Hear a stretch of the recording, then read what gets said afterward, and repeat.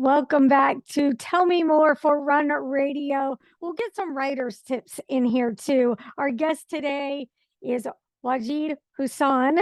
My name's Trina for Run Radio. We'll get started. Welcome so much for coming. Hey Trina, good to see you. Great to Good be on to your see show. you. You've got quite a list of things that you do on a regular basis, from writing to comedy and voice work. So tell me more about all of those things and how your life took a twist and turn to each one of those things. I'll give your listeners a quick rundown Okay. of my life, if they have 4 hours to spare. But I was born in Pakistan. My parents moved to England when I was 3. So I was raised in England, in the north of England, till the age of 10. Then they moved to London. And then I went to high school in London and had my formal education in England. I then got into the technical field as a field service engineer in England, and then moved to America, primarily Los Angeles, and then worked in the technical field there.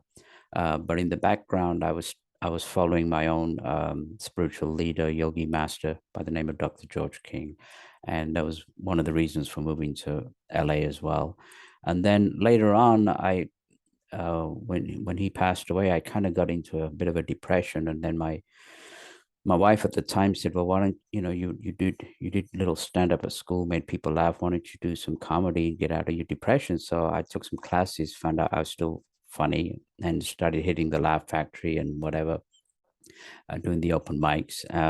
And at that time, I had a little computer store in Hollywood, repair store, and this lady came to repair her Apple computer, her Mac. And she kept looking at me, and I said, "Why do you keep looking at me?" She said, "Well, you have an interesting face." I said, "So?" She said, "Well, I'm a casting director." So I said, "So?" Because I didn't know what a casting director was. She said, "Well, let's get you an agent." So she got me an agent, and then I started booking commercials. So I guess I was discovered in Hollywood unsuspectingly. And then from there, I did parts in sitcoms and movies, as a character actor for 20 years. And most recently, I moved to North Carolina 4 years ago, and I published a book in August of 2020 called "The Struggle for World Sanity." And in there, I outlined some of my own personal experiences with my yogi master, and also, revelations, truths that were given, which are absolutely astounding, which I think are very significant in these days. And the title itself, "The Struggle for World Sanity," is an adapt title to "In These Days of Struggle and Strife." So that's basically a rundown for your listeners.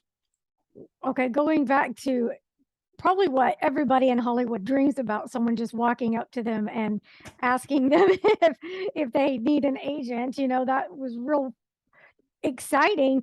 Did you kind of take it just as, well, we'll see how it goes, or were you very excited about it? I believe that I believe there's no such thing as coincidence. Having studied metaphysics, I think everything is meant to be. I think sometimes your life is kind of outlined in Okay. many ways, and it wasn't something. I mean, when I was working in the technical field, it wasn't something I aspired to, Uh-huh. to get into the industry. So I guess it was meant to be, and it was really interesting because my this is very this is really this still blows my mind. But 7 years before my yogi master passed away, he mentioned that, that he could see me as a taxi cab driver. And I said, "Well, how could I be a taxi cab driver?" And this was 7 years before he passed away. um And then so my first commercial that I did was for Nike. And guess what? I was a taxi cab driver. Oh my goodness. So he saw it. He saw it years before it happened. So, uh, these things are maybe sometimes lined up. And so, yeah, so that was my first ever commercial, national commercial, was for Nike as a taxi cab driver. It's actually still showing on YouTube as well. So Cool. What are some of the sitcoms we might have seen you in?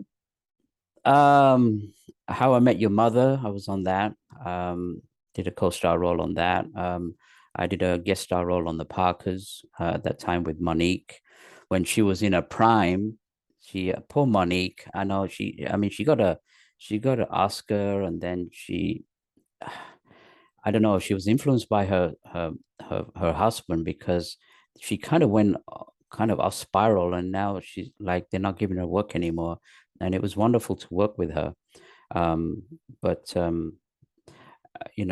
don't know. It's a shame because she's such a talented actress. So Hmm. sometimes, she was at the peak of her career, and I don't know what if her husband influenced her, but I don't see her doing any work anymore. So, you don't, if you get parts and whatever in Hollywood, I mean, because I used to kind of look down a little bit at my parts because they were ethnic parts, and I mean, of course, I'm from South Asia, but I was also raised in England. But for me, they wanted, put a turban on my head and put on an Indian accent, and Hollywood loves the stereotype. But they were paying me well, so you know. You felt like you could make an exception, Yeah, I or think I guess act the role. the highlight of my career was I was being on Mad Men. I was on Mad Men for an episode, and so that was a highlight. I was probably the only South Asian actor ever to make it on Mad Men, so that was quite a for me, I felt quite an achievement. And the fact that I got regular work, I mean, let's face it, not every, hardly anybody makes it, as such as an A-list actor. But the fact that I got regular work as a regular working actor was incredible because I think I was probably in the top 5% because there's hundreds of thousands of actors and don't get parts at all. So very, very competitive, very stressful business. All the 99% rejections, Hmm. that you have to deal with. So it messes with your head. Yeah, So I'm sure it does. What were some of the thoughts that you would have when you would get rejected for a role that you went up for and you were you hoping just you'd get? have to have crocodile skin. You just got to keep going. And Yeah. then uh, I guess it's acting must be an addiction because you get that high, you're on set and you're treated for king of the day and you got your own dressing room and they pamper you and then you go on national TV and whatever. So it's a bit of I guess that's the high you get that you're looking for to get that role. But as a character actor, I did a lot of commercials. So that was part of my success as well. Do Did you well still in act? commercials. Uh, Not right now. I'm focusing on the book and interviews, but I do have an agent, and here in North Carolina, and she said, whenever you're ready, we'll, for auditions, we'll be there for you. So that's good. Let's talk about the book and what made you want to write. What made you decide this was a route to take? Well, in the background, like I say, it was something that I didn't openly discuss. Hmm. It was kind of my own, I mean, I supported the organization that my yogi master created called the Ethereal Society, but it was more private and it wasn't. And then, of course, you have to eat, you have to pay the rent, and so metaphysics and spirituality doesn't pay the rent. So now I was in a position to now I had certain, spiritual experiences, and I felt it was important to let people know that that despite what's going on in the world, I think there is a light at the end of the tunnel that we're not destined to be in this position of madness that we are right now. I mean, right now we're being threatened with nuclear war if things go out of hand in Ukraine. So the main purpose of the book was to let people know that we need to return back to spiritual values, not so much religious values, because unfortunately religion itself has caused many problems. Orthodox religion has caused many problems, still is causing problems of hatred between races and religions. So it was to let people know that we need to go back to our roots, our heritage of why we're actually here. We're not here to suffer, we're here to learn experiences, and we're supposed to gain enlightenment and states of high consciousness. We're not supposed to be in this political craziness, this unjust economic system, endless wars, and all this stuff that we've actually created ourselves as a race. So I think it's important now to let people know that we need to return back to these spiritual values and some of the truths which have been hidden by mainstream media and the religions, and let people know that we need to unveil these truths. Do you think you learned a lot through writing this book or found that it was therapeutic for you to write? It didn't take me long to write the book. I was actually, the inspiration behind it was I got this email from this company said that we can write a book for you, and for I think some astronomical figure. I think it was like $10,000 or $15,000 that they will publish the book. You just have to interview. And I thought, well, guess I could write it myself. So it didn't take very long to write it, Mhm. because with writing, acting, any kind of creative music, it has to be an inspiration. It's not something you can just sit down and write. So the inspiration came to write the book, and then it kind of sat on the shelf for like 3 years, and it didn't really kind of move, because I was moving around, still doing things. And it was actually a friend of mine who kept pushing me to get the book. Then I got somebody to do the cover, and then he helped me format it to put it up on Amazon. And what was really interesting, Trina, that when it was published, Amazon has certain categories, and it went straight to number one on two categories: mysticism and spirituality, and the other one was UFOs, extraterrestrial life. So it went straight to number. I mean, of course, it didn't stay number one, but it gave me an indication that people are interested in the subject matter. And so I had experiences which I kind of kept to myself for years, and I thought, well, why not, let people know things that they've never heard of before. So will you put out another book following this one? I'm not quite sure. I'll probably not at this point. I think I needed to write what I needed to do, but I'm recently I became a represent North Carolina for the organization that I follow, the Atheist Society. So I'll probably be promoting them in the near future, as a way of continuing spreading the information that people I feel need to hear, of truths which will inspire and help in these troubled times. How did you publish? Did you self-publish, hybrid, get a traditional publisher? It was self-published through Amazon. Yes. Okay. Um, and like I say, I didn't know how to do it, so my friend is more technically minded, and he did the formatting and the layout and everything. And then I had another person who was actually uh, um, a very well-known cover designer, because the cover of the book is very important, because that's the first impression you get of any book. And so she did covers for like people like Mark Victor Hansen, Deepak Chopra, Neat. um, and a few of these inspirational writers. And so she was well known, and I knew her personally, and so she did the cover for me, and it all kind of went very smoothly. So I guess it was meant to be It again, right? was. So in the you kind of following along with the subject of the book and the state that the world is in, and you said you got found yourself in a bit of a depressed state. Comedy can help so many people with just escaping for a little bit, laughing. Did you feel like that made a big difference for you when you got back into it? Did it really was that helpful for you? Well, there's definitely a high of getting on stage and making Uh-huh. people laugh. Of course, sometimes you bomb as well, but that's just a part of the thing. But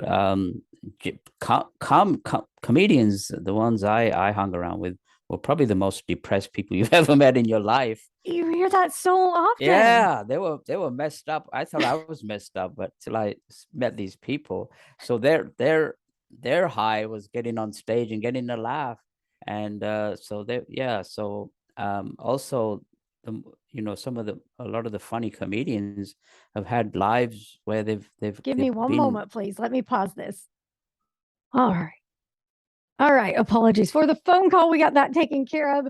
So we were talking about your comedy being on stage and how that did or didn't help with your depression. So you feel like it made a difference? Like I say, the high is getting on stage and making people laugh. Um, I, I remember I was at the Laugh Factory once, and Jamie Masada, he's the owner of the Laugh Factory, and when you do the open mic, the comics kind of line up and he critiques you. And so I'm sitting there with a turban on my head because I did all the ethnic stuff, Right. with my stand up. And who walks in but Chris Rock? And he comes up to me, shakes my hand, he looks at my turban, and he says, "Oh, I see you want to be like me," and then just walks away. So I thought it was just kind of funny that he made that remark. But you just never knew who would turn up and be on. I mean, Dave Chappelle, uh, I think once flew in on his private jet just to go in and work on some material.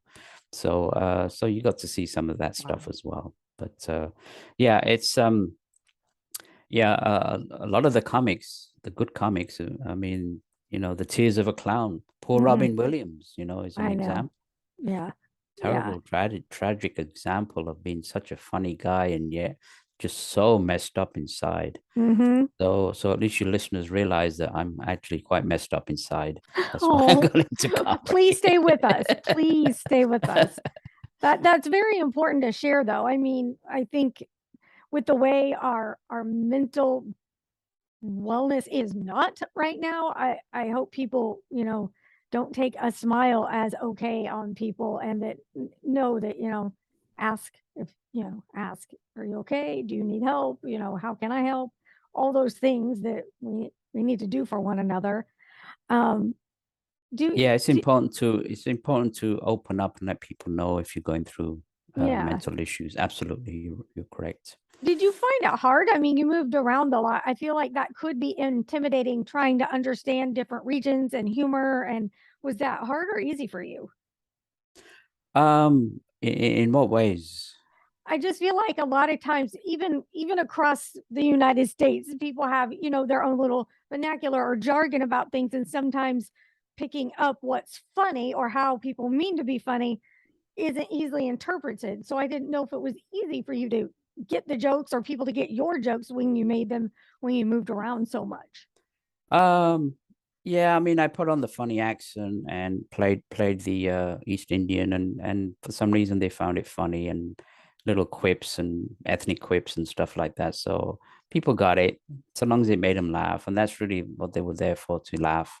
So, I mean, there was this one comic, and she got up on stage and she was telling all the greatest jokes in the world, and you could hear a pin drop. Nobody was laughing, and I was like so uncomfortable. So it's not the jokes. Mm-hmm. I think it's the presence, and also you've kind of you've got to love your audience. So you gotta have that connection. If you don't have that connection with the audience, it doesn't matter how many jokes you're going to tell, it's just not going to happen. So either they like you or they don't like you, Yeah. Yeah. and so that connection is very important. Good. Good. What else would you like to share that we haven't touched on?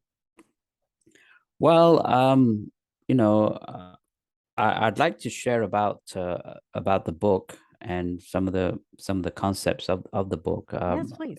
because like I say, it got number one on in the category of UFOs, and extraterrestrial life is something which is forefront in these days, and the yogi master that I followed was actually was contacted by higher intelligences that live on different dimensions in the solar system. So, people used to laugh at the concept of life on other planets, and people are not laughing anymore. With technology and astronomy, the concept that we're just the only people, in the never mind this solar system, in this galaxy, is laughable. So, um, it's important to the governments of the world know that these extraterrestrials and these spacecraft exist.